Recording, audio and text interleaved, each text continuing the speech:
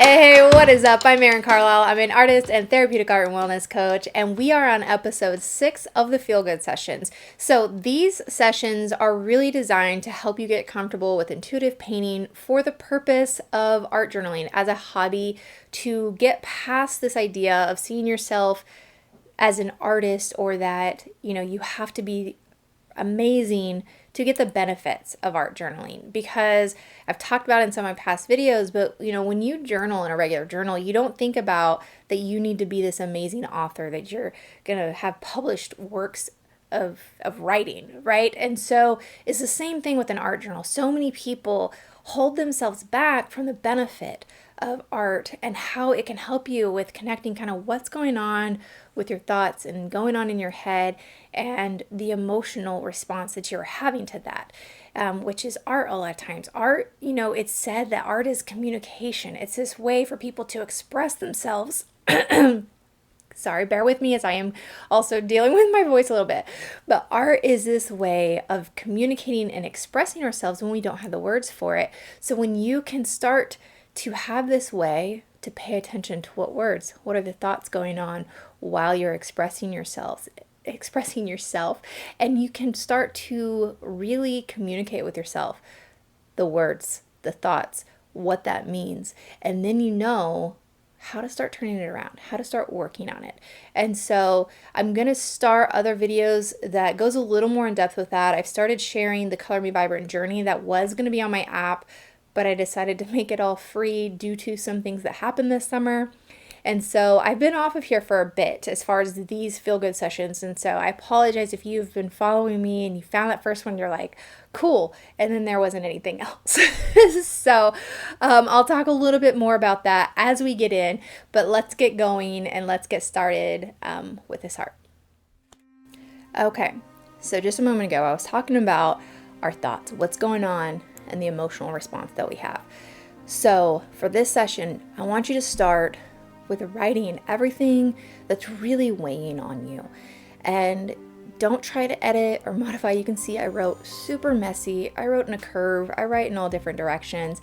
And just get it out of your head as you would in a regular journal. So if you're linear and that's how you want to write, that's perfectly fine. If you are like, I want to write diagonal and then just fill it in, because sometimes thoughts feel like they're swirling and they're disconnected and they don't make a cohesive thought, that's okay too. Because the idea is you just let it run, every thought, and you don't filter. You don't say, I shouldn't be thinking this. Why am I thinking this? You let it be. You let it come out. And then we're going to get some colors that kind of relate to how you're feeling. And that's what you're going to start laying down. That's what you're going to start just putting it down on the page. As they say, slapping paint on the page. And you're not going to think much about it. And it's more, you're still in this state of letting your mind kind of meditate or pray on all the things that you have written down, on everything that has been weighing on you. Because so often we don't see our thoughts as words. And so while we kind of have a general idea of what's weighing on us or what's bothering us, it's hard to pinpoint what it is we need to work on, and what we kind of need to turn around, how we're framing it and how we're seeing what's going on, because we will picture it almost like a video sometimes. It's, the scenes of the day, things that have happened, we're thinking about it, and, and of course we all see things differently, but it can seem like images and pictures, or almost like a video of when you are thinking about what's weighing on your mind. And so that's why the writing, you're putting it into actual words, and then you are connecting that with how it's making you feel. And that's the first layer, is just letting yourself sit with those feelings, to be like, it's totally okay that this is how I'm feeling. There's nothing wrong with that I'm feeling this way right now. But if you are doing this to get past some of that negative or things that are making you feel down, you know that you don't want to sit with it. You want to move past it. And so that is the key to any of it. It's not just recognizing what's going on. It's, here's what's going on. Here's getting that clarity, pinpointing What is it that I really need to work on? And sometimes it's a quick thing to be like, that's not true, that's a lie. And you can reframe how you're thinking about it, and you can work on a positive affirmation, and that can help you kind of turn it around. And every time it comes up, you have a kind of like an immediate comeback to it, and you can work on it that way. But other times there may be, sorry, I just hit the microphone. Other times there might be a grain of truth within what's going on that you need to get better at something. You need to take better action. And that's not a bad thing, but you know what you need to start working on. And we can get into the art of motivation at another date. So if that's something you want me to talk about, please leave a comment, let me know. And also, does this resonate? Let me know when you attempt this and when you start going through it, what are things that come up for you? Or, is there questions or guidance that you would like me to elaborate on further? But that is that first layer, is the connection between what you're thinking and the emotions, and sitting with how you're currently feeling. Now, a lot of these I have started where it's like, okay, we're going to color block the page for intuitive painting to help you start getting paint down. So you see, I kind of did that on that first layer. Even though it wasn't like I'm blocking it, I just let myself put paint down. And then I started making some marks, and I've talked about having a background and pattern. And so I like to kind of pick one, and I will kind of sprinkle it through the whole page because it kind of helps with a little bit of cohesive. I am going to say this painting, part 1, is bright and kind of cheerful. And then due to kind of some health things I was dealing with, and a loss of a friend this summer, the same painting in part 2, it's kind of when things fall apart and picking the pieces back up and moving forward and putting it back together. So that's what you can kind of expect for the second half whenever I post that video. In probably the next 2 weeks. Life is just very, very busy right now, but I wanted to get at least part 1 out because it's been way too long since I've shown up and shared this with you guys. So as you see, I started sprinkling bright color through. I started doing some of my mark making, like I said, in kind of the pattern forms, because I love pattern. I think what I love about pattern is that you can take something that's very simple, or 1 or 2 things, and then you repeat it over and over, and it becomes this like whole finished, or it just seems much more intricate or much more than what it is. When you break it down, you're like, oh, that's like really simple. It's just little dots. It's little squiggles. It's little swooshes, and so you can add a lot of interest by some really simple things like that, and helps it feel cohesive when you kind of balance it out through the page.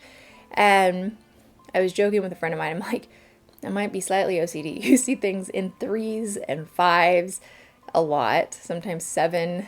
But odd is always really good in design rules. It just helps. It helps the flow of things. You've also maybe heard like the triangle effect. So with leading your eye around, I don't get into too many design rules and stuff like that. Honestly, my memory on a lot of it is very hazy. I went to Savannah College of Art and Design. I have a BFA in graphic design, and I minored in advertising design. So I learned a lot of rules about design, but my mind's a little foggy on a lot of it, and I don't think about it at all whenever I'm doing these. So you can see here, it is squiggles, it is marks. I'm listening to the music, and I am also holding the paintbrush from the very end of it so that it's loose, so that I'm not tempted to be really tight and controlled with it. One of the things about this intuitive painting for me, and why I really started liking it, was because when I do illustrations, I like a lot of detail, and so my paintings still have a lot going on in them, and I enjoy that. I just like the interest to it, I think. But so I tend to be very, even though I draw pretty loose, it's just much more intricate. And so with this, I try really hard to let loose. But the interesting thing that I I've really loved with beginning the practice of doing intuitive painting over the last, I started about 6 years ago with intuitive painting. And the thing with it that was pretty cool to see, and I think I'll still see a shift with some of my art, the more that I'm realizing some of these lessons can carry over into my illustration, is the looseness.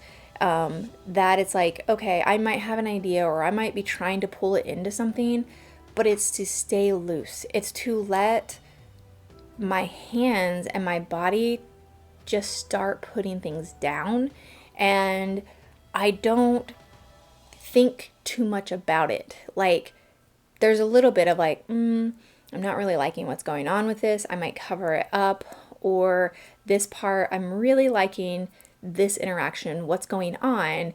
Could I repeat that in other ways and see kind of what is it that I'm really liking about this portion of it?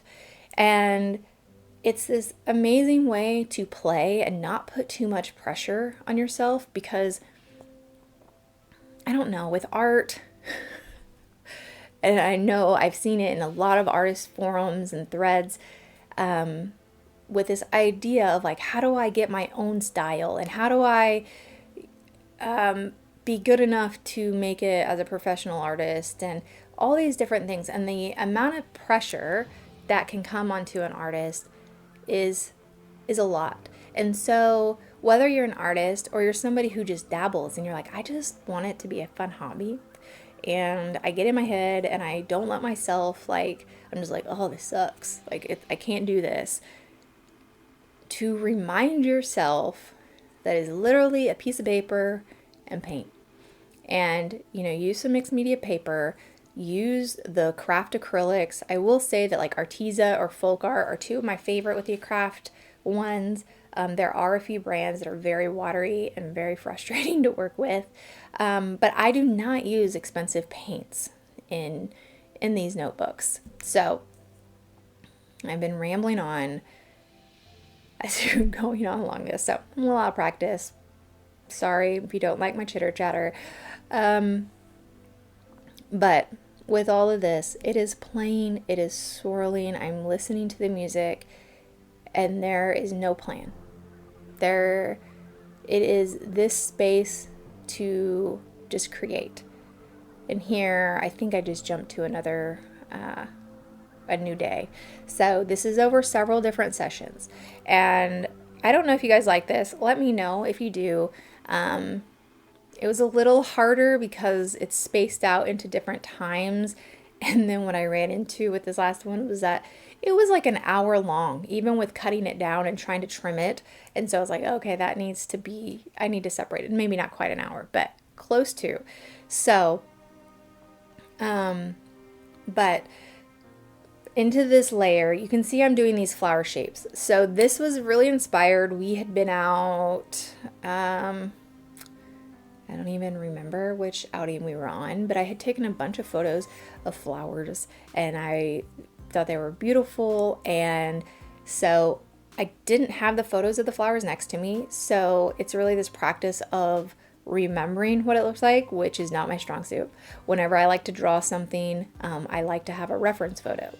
And so this question is one that I've been asked a few times by my second cousin and then also my son about, copyright and making sure that it still turns into your own if you are referencing a photo. And it really comes down to, if you are referencing a photo and if you are creating your own work of art, you can think about it. If you have a couple different photos, especially if they're your own photos, then you don't have to worry about that. But if you're referencing like photos off the internet of flowers, if you are using it just for the basic shapes of what the line of what the flower looks like, and you are applying color to it, in a unique way you're not trying to make it extremely realistic, but you're taking that flower and then you're taking a flower from somewhere else and another flower, and then you're arranging them into your own piece, it's going to be something totally and completely different. And it's the same whenever you are learning with art and you're trying to develop your style. One of the things that I found was that when you you know, as little kids, we copy art that we see. And people who tend to be really good at art are the ones that are just super fascinated by it and they want to create all the time. But kids copy art that they like. They're like, I think that's amazing, and they will copy it. And so this gets into that borderline where people are like, don't copy art, don't do this. But for me, I really felt that, and I can't remember the mentor. I had heard somebody that talked about this. It was in a lecture I listened to about picking, if you have a handful, say 5 artists that you think are incredible, and you copy a piece of their work, and not for resale purposes, for your own practice, but you copy their work of art as best you can.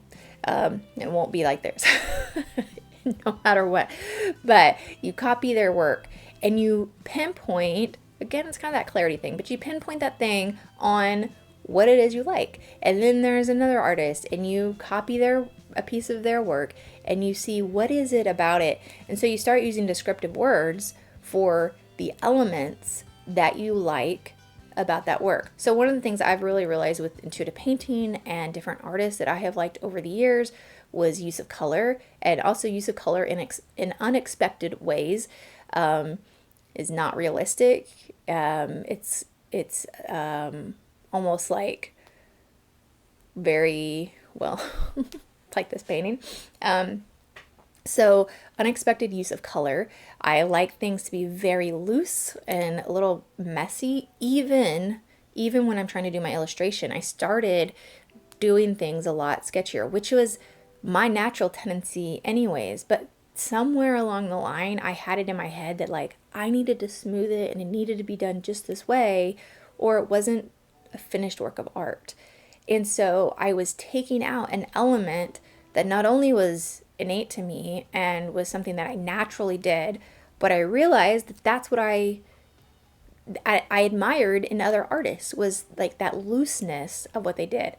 And then the other thing that I really love is movement. And so I started trying to think, how do I do that? And I guess I should also say I also really like, as I've talked about, intricate. I really like vintage and antique stuff and all the details, and it's almost like it tells a story, and I really enjoy that. And so they're all different things. And the other thing is that it doesn't have to show up in every single piece of your art. So if you don't care about style, and I just talked about all that, I'm sorry.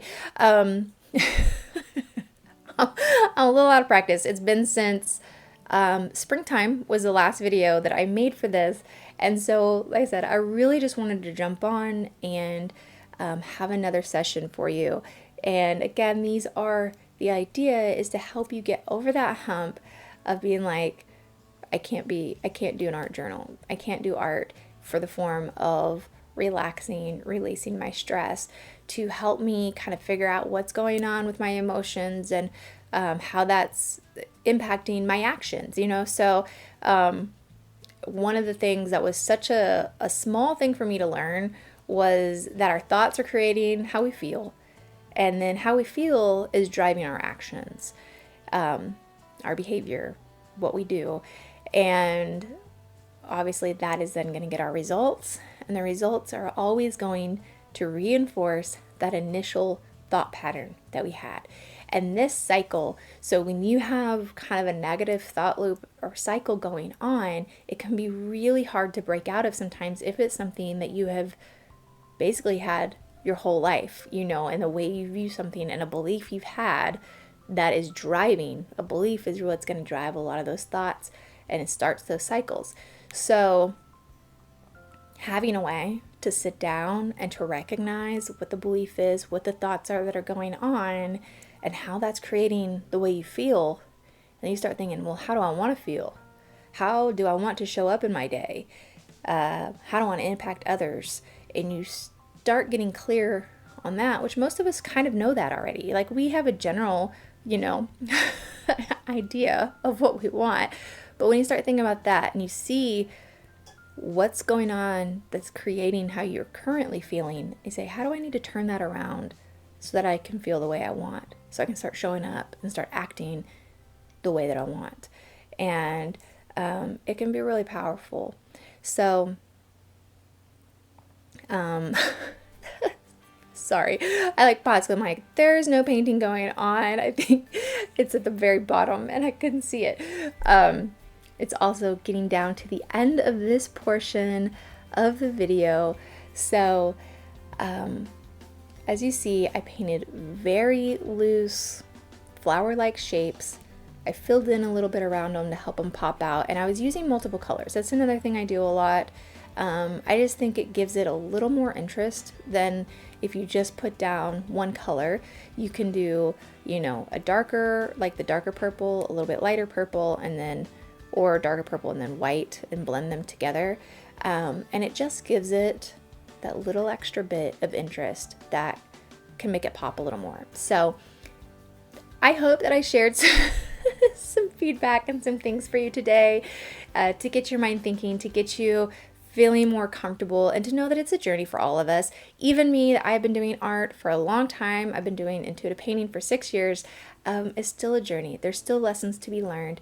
And at the end of the day, it comes down to enjoying it, right? To doing things in our life that we enjoy, that lift us up, and to help us just make the most of this life, this gift that we've been given to be here. So thank you guys so much for being here. I truly appreciate each and every one of you. The first video I did for this series has really been popular, more than any of the other videos. I'm over 5,000 views, which for some people isn't a ton, but for me, I was like, okay, people are really liking this. It's something people are looking for, and a lot of you have subscribed from that first video. So I see it, I hear it, I have been watching it over to be like, what did I say that people liked so much?